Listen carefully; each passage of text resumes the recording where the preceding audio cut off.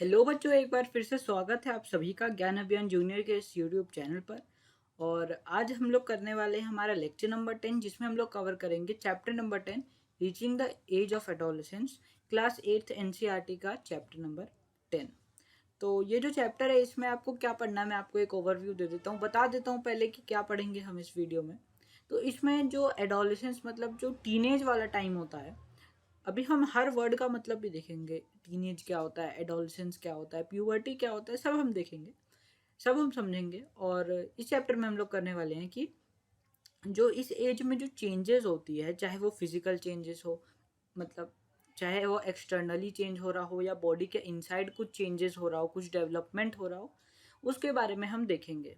तो बस वही चेंजेस हमें पढ़ने हैं और ये चैप्टर जो है हमारा एंड हो जाएगा। वो सारे इंपॉर्टेंट मैं आपको जगह बताऊंगा जहाँ से क्वेश्चंस फ्रेम होते हैं और आते हैं। तो चलो ये चैप्टर शुरू करते हैं। पहले हम देखते हैं डेफिनेशन, एडोलेसेंस एंड प्यूबर्टी।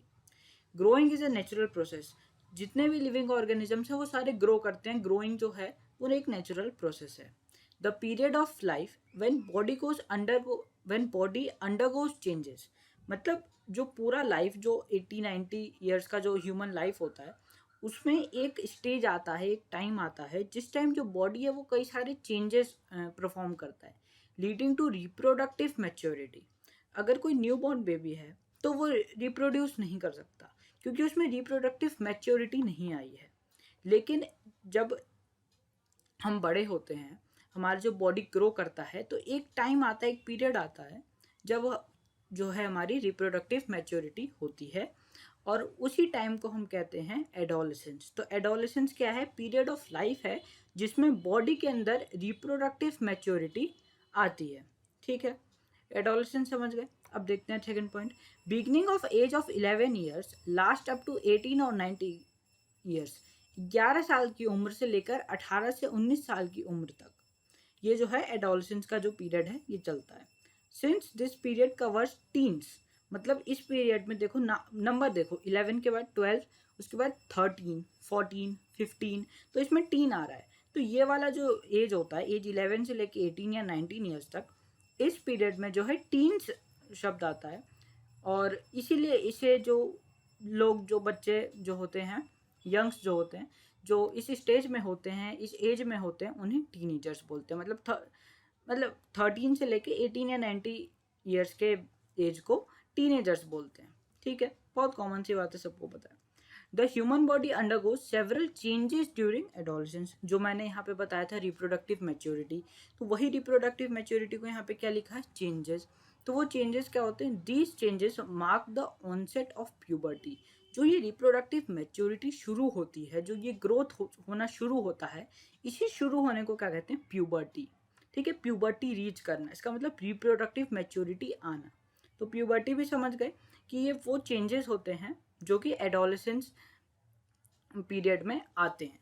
ठीक है, अब चेंजेस इन प्यूबर्टी। अब जो प्यूबर्टी जो एडोलेसेंस पीरियड में जब आ रहे हैं तो क्या क्या चेंजेस होंगे? तो कॉमन चेंजेस जो यहाँ पे दिए हुए हैं वो है increase in height, height increase होती है। तो देखो यार, कोई अगर बहुत बूढ़ा आदमी होता है या जब बड़े हो जाते हैं 30-40 ईयर्स, तो उनकी हाइट इंक्रीज नहीं होती। क्यों? क्योंकि वो एडोलेसेंस पीरियड जो टीनेज पीरियड है उससे निकल चुके हैं। तो जो जितनी भी हाइट इंक्रीज होनी होती है वो यही 11 से लेके 18 या 19 ईयर्स तक होती है। चेंज इन वॉइस, जो आवाज़ है वो चेंज होती है। कोई बूढ़ा होने के बाद किसी बड़े की आवाज़ कभी देखी है चेंज होती है? नहीं। लेकिन किसी बच्चे की आवाज़, और जब उससे आप काफ़ी बाद में मिलो तो पता चलता है कि जो आवाज़ है वो चेंज हो गई है। थर्ड है change in body shape. Body का शेप भी चेंज होता है, ग्रोथ हो रहा है तो बॉडी शेप भी चेंज हो गई। उसके बाद फोर्थ पॉइंट है डेवलपमेंट ऑफ सेक्स ऑर्गन्स। जब हम यहाँ पे रिप्रोडक्टिव मैच्योरिटी की बात कर रहे हैं तो यहाँ पे डेवलपमेंट ऑफ सेक्स ऑर्गन्स की भी बात होगी। लास्ट पॉइंट है increase in activity of sebaceous glands. Sebaceous glands हम देखेंगे कि कौन से ग्लैंड्स होते हैं, इसके बारे में हम समझेंगे। पहला पॉइंट डिस्कस करते हैं। इसमें हमें यही डिस्कस करना है कि क्या क्या चेंजेस होते हैं, तो वो सारे चेंजेस आपको याद भी रखने हैं और वो हम डिस्कस भी कर रहे हैं। इंक्रीज इन हाइट, हाइट जो है बढ़ती है।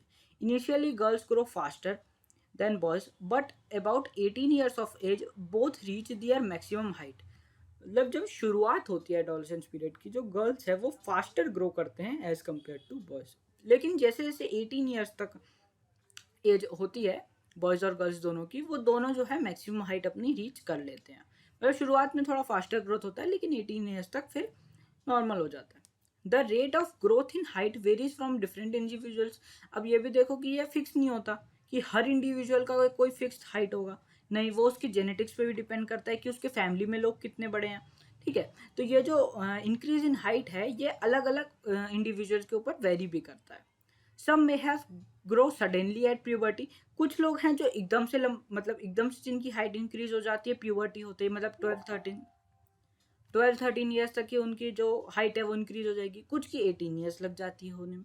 तो ये मतलब चेंज होता है। आगे देखते हैं, हमारा सेकंड है चेंज इन बॉडी शेप। इसे देखते हैं तो इसमें है in girls the region below the waist, मतलब जो कमर से नीचे वाला जो हिस्सा होता है उसे वेस्ट कहते हैं या कमर को वेस्ट कहते हैं। ठीक है, the region below the waist becomes wider. तो वो जो वेस्ट का हिस्सा होता है उससे बिलो का जो हिस्सा होता है वो वाइड हो जाता है। In boys the muscles of the body, और बॉयज में जो बॉडी के मसल्स होते हैं वो ज़्यादा ग्रो करते हैं प्रोमिनेंटली, मतलब ज़्यादा ग्रोथ करते हैं एज कम्पेयर टू गर्ल्स। तो दोनों के बॉडी शेप के चेंजेस यहाँ पे दिए हुए हैं। और दूसरा पॉइंट यहाँ पे लिखा है boys have broader shoulders, means जो शोल्डर्स होते हैं बॉयज के और जो चेस्ट होते हैं बॉयज के वो ज़्यादा ब्रॉड होते हैं एज कम्पेयर टू गर्ल्स। तो यहाँ पे हमने जो बॉडी शेप है वो भी डिस्कस कर लिया। नेक्स्ट देखते हैं क्या था हमारा वॉइस चेंज, आवाज़ में जो बदलाव होते हैं वॉइस चेंज वो देखते हैं। At puberty the voice box, मतलब गले का जो यहाँ पे हिस्सा होता है इसे कहते हैं वॉइस बॉक्स। यहाँ पे क्या होता है, एक वॉइस बॉक्स होता है जिससे कि हमारी जो आवाज़ है, जो हमारा वॉइस है वो प्रोड्यूस होता है। तो इसी वॉइस को बॉक्स को हम लैरिंग्स भी कहते हैं। तो एट प्यूबर्टी तो वॉइस बॉक्स और लैरिंग्स बिगिंस टू ग्रो, मतलब उससे पहले ये इतना ग्रो नहीं करता, लेकिन प्यूबर्टी में क्या होता है ये वॉइस बॉक्स जो है ग्रो करना शुरू करता है। तो जो बॉयज़ का होता है वो जो है कंपेयर टू गर्ल्स बड़े लार्ज मतलब जो हैं वॉइस बॉक्स वो ज़्यादा डेवलप हो जाते हैं, मीन्स लार्जली डेवलप होते हैं as compare to girls. The growing voice box in boys can be seen as a protruding part of the throat called Adam's apple. तो बॉयज में यार इस तरह का एक जो थ्रोट से एक आउटग्रोथ आप कह सकते हो कि ऐसे निकला हुआ दिखता है, एक बल्ज दिखता है। ठीक है, जो कि एडम्स एप्पल के नाम से जाना जाता है। ये क्या होता है, ये वॉइस बॉक्स होता है जो कि डेवलप होता है। ठीक है, गर्ल्स में ऐसा नहीं दिखता commonly. In girls the larynx is hardly visible, मतलब बहुत मुश्किल से ही दिखता है from outside the body because of its small size, क्योंकि गर्ल्स में क्या होता है इसका साइज स्मॉल होता है। Generally girls have a high pitched voice, इसी कारण से ये जो वॉइस बॉक्स का मतलब इतना ज़्यादा ग्रोथ नहीं होता, उस कारण से जो गर्ल्स की आवाज़ है वो हाई पिच होती है। कहते हैं ना कि मीठी आवाज़, वो मीठी आवाज़ कैसे होती है, हाई पिच वॉइस के कारण। मतलब लड़कियों की ज़्यादातर मीठी आवाज़ होती है और लड़कों की देखो डीप वॉइस होती है, गहरी वॉइस होती है, भारी आवाज़ होती है, जैसे अमिताभ बच्चन सर की, क्योंकि भारी आवाज़ है उनकी। तो ये कोई अच्छा बुरा नहीं है, लेकिन ये जो है कि ये ऐसी आवाज़ अच्छी होती है, लेकिन जो हाई पिच वॉइस कहते हैं उसे कहते हैं मीठी आवाज़, और जो डीप वॉइस होती है वो तो डीप वॉइस होती है। तो ये था हमारा वॉइस चेंज की, जो वॉइस चेंज क्यों होता है, क्योंकि जो लैरिंग्स है, जो वॉइस बॉक्स है वो ग्रो करता है या ग्रो नहीं करता। देखते हैं अब डेवलपमेंट ऑफ सेक्स ऑर्गन्स। ये क्यों ज़रूरी है, क्योंकि जो भी जो इंडिविजुअल है, जो भी लिविंग ऑर्गेनिजम्स हैं, हम यहाँ मेनली ह्यूमंस की बात करें, तो इनको जो है रिप्रोड्यूस करना ज़रूरी है। मान लो अगर ये रिप्रोड्यूस ही ना करें तो एक टाइम आएगा जब सारी ह्यूमंस की डेथ हो जाएगी और फिर कोई ह्यूमंस ही नहीं बचेंगे। तो इसलिए ज़रूरी है कि ह्यूमंस रिप्रोड्यूस करें और न्यू इंडिविजुअल्स बने। तो अब इसी प्यूबर्टी में भी जो है सेक्स ऑर्गन्स का डेवलपमेंट होता है। Male sex organs like the testis and penis develop completely. जो प्यूबर्टी में जो मेल के सेक्स ऑर्गन्स होते हैं, जैसे जो टेस्टिस होता है और जो पेनिस होता है, ये दोनों कम्प्लीटली डेवलप हो जाते हैं, कम्प्लीटली डेवलप हो जाते हैं। The testis also begin to produce sperms. जो टेस्टिस है, जो कि मेल रिप्रोडक्टिव सिस्टम का पार्ट है, ये स्पर्म्स प्रोड्यूस करना भी शुरू कर देता है। In girls the ovaries enlarge, और गर्ल्स में क्या होता है ओवरीज, तो वो ओवरीज जो है वो बड़े होना शुरू होते हैं, और जो एग्स होते हैं ये मैच्योर होना शुरू करते हैं। ये सब मैंने आपको पहले बता चुका है कि सेल्स, ये स्पर्म्स क्या होते हैं, ओवरीज क्या होते हैं, फिर भी आगे अगर आएगा तो मैं आपको एक्सप्लेन कर दूंगा। Also ovaries start releasing mature eggs, और इसी प्यूबर्टी के टाइम पे गर्ल्स में जो ओवरीज होता है वो एग्स प्रोड्यूस करता है, और वो एग्स मैच्योर भी होना शुरू करते हैं, और उसी से फिर वो जो एग्स हैं वो रिलीज भी होना शुरू हो जाते हैं। अब एक यहाँ पे हमने डिस्कस किया है कि जो सेक्स ऑर्गन्स है वो डेवलप होते हैं। तो मेल में कौन से 2 सेक्स ऑर्गन्स हमने देखे, टेस्टिस देखा, पेनिस देखा। अच्छा, दूसरा हमने क्या देखा कि जो गर्ल्स में हमने कौन से सेक्स ऑर्गन देखे, ओवरीज देखे, जो कि एग्स प्रोड्यूस करता है, और जो टेस्टिस होता है वो क्या प्रोड्यूस करता है, स्पर्म प्रोड्यूस करता है। ये चीज़ आपको याद रखनी है। एक लाइन यहाँ पे लिखी है, during puberty the secretion of sweat glands and sebaceous glands. Sebaceous glands जो होते हैं वो ऑयल ग्लैंड्स होते हैं। आप कहते हो ना कि जो कई बार ऐसा सुनते होगे कि जो फेस है काफ़ी ज़्यादा ऑयली है, ऑयली फेस। तो ऑयली फेस का मतलब क्या होता है कि जो फेस में जो ग्लैंड्स हैं, कौन से ग्लैंड्स, सिबेशियस ग्लैंड्स, जो कि ऑयल्स प्रोड्यूस करते हैं, वो थोड़ी ज़्यादा मात्रा में, थोड़ा ज़्यादा क्वांटिटी में ऑयल्स प्रोड्यूस करते हैं। इस कारण से क्या होता है, जो फेस है वो थोड़ा ऑयली हो जाता है। तो सिबेशियस ग्लैंड्स कौन से ग्लैंड्स होते हैं, ऑयल ग्लैंड्स होते हैं, जो कि बॉडी में ऑयल्स प्रोड्यूस करते हैं। ये हमारे स्कैल्प में, मतलब जो हमारा सर होता है उसमें भी प्रेजेंट होते हैं। और during the puberty the secretion of sweat glands, जो स्वेट ग्लैंड्स है वो भी जो होते हैं डेवलप करते हैं। अच्छा, अभी सिबेशियस ग्लैंड्स जो होते हैं ये जब इंक्रीज करते हैं इनका सीक्रेशन, तो उससे क्या होता है कि जो फेस पे जो पिंपल्स हैं, जो दाने आप कहते हो पिंपल्स, वो थोड़े ज़्यादा ग्रोथ होते हैं। तो जो टीनेज टाइम पे भी जो है पिंपल्स वो आते हैं। अब है secondary sexual characters. Secondary sexual characters तो हमें पढ़ना क्यों ज़रूरी है, क्योंकि ये कॉमन सी बात, सोचो कि आप किसी को भी देखते हो, किसी ह्यूमन बीइंग को देखते हो, आप देखते के साथ बता देते हो कि वो बॉय है या गर्ल है। कैसे, वो हम देखेंगे कैसे हमें पता चलता है। बॉयज़, ये एक्सटर्नल, मतलब बॉडी के आउटर हिस्से पे जो एक्सटर्नल जो ग्रोथ हो रही है वो हम देखेंगे कि क्या ग्रोथ है। तो ये फर्स्ट पॉइंट में वही डिस्कस किया हुआ है। Boys begin to grow facial hairs, मतलब दाढ़ी मूछें आने लगती है, that is moustache and beard. In girls जो ब्रेस्ट होता है वो डेवलप करना शुरू होता है कब, प्यूबर्टी में। तो ये देखो, ये दो जो थे ये एक्सटर्नली, मतलब बॉडी के फीचर्स थे जो कि हम देख के पता लगा सकते हैं।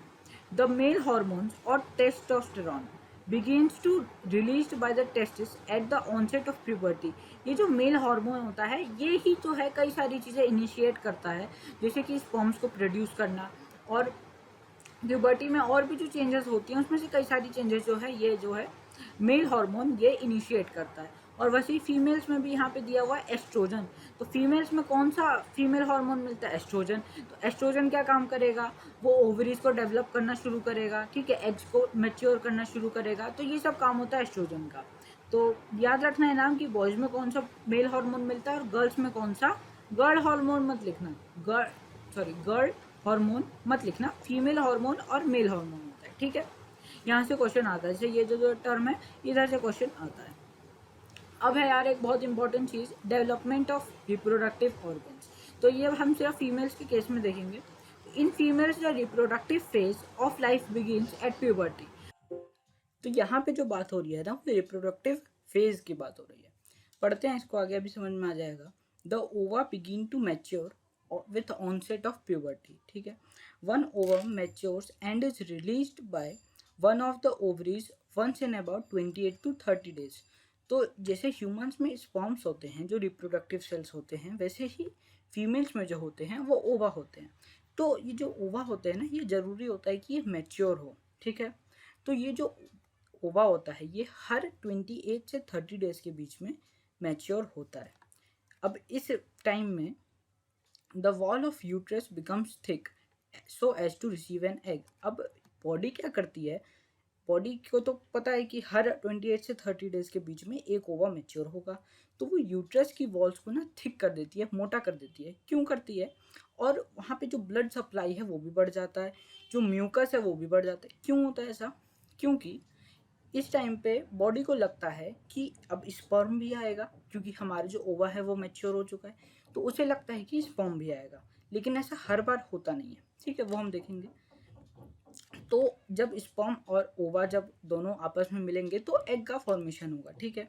इन this case it is fertilised and begins to develop. तो अगर स्पर्म भी आ गया और ओवा मैच्योर है, ठीक है, तो ये क्या हो जाएगा, फर्टिलाइजेशन हो जाएगा, और उसके बाद फिर जो डेवलपमेंट है वो शुरू हो जाएगी।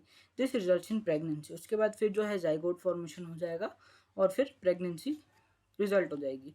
लेकिन अगर फर्टिलाइजेशन नहीं हुआ, क्योंकि ज़रूरी नहीं है कि हर महीने फर्टिलाइजेशन हो, है ना, ज़रूरी तो नहीं है हर महीने फर्टिलाइजेशन हो, लेकिन जो ओवा है वो तो हर महीने हो जाएगा मैच्योर। तब क्या होगा, और जो यूट्रस की लाइनिंग है वो भी सॉरी थिक हो जाएगी। तो if the fertilisation does not, अगर फर्टिलाइजेशन नहीं हुआ तो जो रिलीज्ड एग है और जो लाइनिंग ऑफ यूट्रस है वो दोनों, और जो ब्लड वेसल जो मैंने आपको बताया कि ब्लड सप्लाई बढ़ जाता है, वो दोनों शेड ऑफ होंगे, वो दोनों जो हैं वो बाहर आएंगे। This causes bleeding in women called menstruation. तो यही जो ब्लड वेसल और जो यूट्रस की लाइनिंग, जो एक्स्ट्रा लाइनिंग बॉडी ने मतलब प्रोवाइड किया था, ये दोनों चीज़ बाहर आता है और इसी को कहते हैं ब्लीडिंग, जो कि वुमेन में होता है और इसे कहते हैं मेंस्ट्रुएशन। ठीक है, तो menstruation occurs once in 28 to 30 days. तो जब जब ओवा मैच्योर होगा वो कुछ दिन कुछ टाइम पे वो वेट करता है स्पर्म्स की एंट्री का। लेकिन अगर एंट्री नहीं हुई, जो कि हर महीने नहीं होती, और उसके बाद अगर एंट्री नहीं हुई तो फिर वो 28 to 30 डेज में बाहर आता है। The first menstrual flow begins at puberty and this is term as मीनाक। और जब पहला मेंस्ट्रुअल फ्लो होता है जो कि 10 to 12 ईयर्स के एज के बीच में होता है, उसे कहते हैं मीनाक। At age of 45 to 50 years the menstrual cycle stops. अब जैसे फीमेल्स में जो होता है 45 टू जो ओवरीज होती है उनकी एक कैपेसिटी होती है कि वो अपने पूरे लाइफ टाइम में इतने ही एग्स प्रोड्यूस कर सकती है। तो 45 to 50 ईयर्स की एज तक आते आते जो ये ओवा का जो प्रोडक्शन है ये धीरे धीरे स्लो होने लगता है। उसके बाद फिर एक टाइम पे आके प्रोडक्शन नहीं हो पाता। तो इस टाइम पे क्या होता है कि जो मेंस्ट्रुअल साइकिल है वो स्टॉप हो जाती है और इसी स्टॉपेज को कहते हैं मीनोपॉज। तो ये दोनों टर्म्स आपको याद रखने हैं, मीनार्क और मीनोपॉज, ये दोनों चीज़ क्या होती है। ठीक है, तो हमने development of reproductive phase in females भी देख लिया। आगे देखते हैं determination of sex of children. अब एक और यार बहुत इंपॉर्टेंट बात आ गई है जहाँ से क्वेश्चंस हमारे आते हैं कि अब मान लो कि यहाँ पे फर्टिलाइजेशन हो गया तो उसके बाद तो फिर जाइगोट फॉर्मेशन होगा होगा ना। लेकिन ये कैसे पता चलेगा कि जो बच्चा होने वाला है वो मेल होगा या फीमेल होगा, वो हम यहाँ पे देखेंगे। देखते हैं inside the fertilise egg or zygote. जो फर्टिलाइज एग है उसी को जाइगोट बोलते हैं। Is the instruction for determining sex of baby. ठीक है, this instruction is present in thread like structures called chromosomes in the fertilised egg. अब ये जो इंस्ट्रक्शन होता है, आपने सुना होगा कुछ डीएनए होता है, क्रोमोसोम होता है, तो इन सब के जो डीएनए होता है उसमें क्या होता है, क्रोमोसोम प्रेजेंट होते हैं जो कि थ्रेड लाइक लंबे लंबे स्ट्रक्चर्स होते हैं। यहाँ पे अगर फोटो मुझे मिली तो मैं दिखा दूंगा कि क्रोमोसोम्स कैसे होते हैं। इसी के ये जो क्रोमोसोम्स है ना, ये वो सारे डिटेल्स रखते हैं कि वो जो बेबी होने वाला है आगे उसकी आंखें कैसी होंगी, उसकी आंखों का कलर क्या होगा, उसके बाल कैसे होंगे। तो वो सब जो है इनहेरिटेंस जिसको कहते हैं, मतलब मदर और फादर दोनों की जो क्वालिटीज़ हैं कुछ, वो इनहेरिट होके बेबी में आती है। और वो डिटेल्स कहाँ पे होती है, इन क्रोमोसोम्स में, जो कि क्या होते हैं, थ्रेड लाइक स्ट्रक्चर होते हैं। तो all human beings have 23 pair of chromosomes. Means pair क्यों लिखा है, क्योंकि कुछ क्रोमोसोम्स मदर से आएंगे और कुछ क्रोमोसोम्स फादर से आएंगे।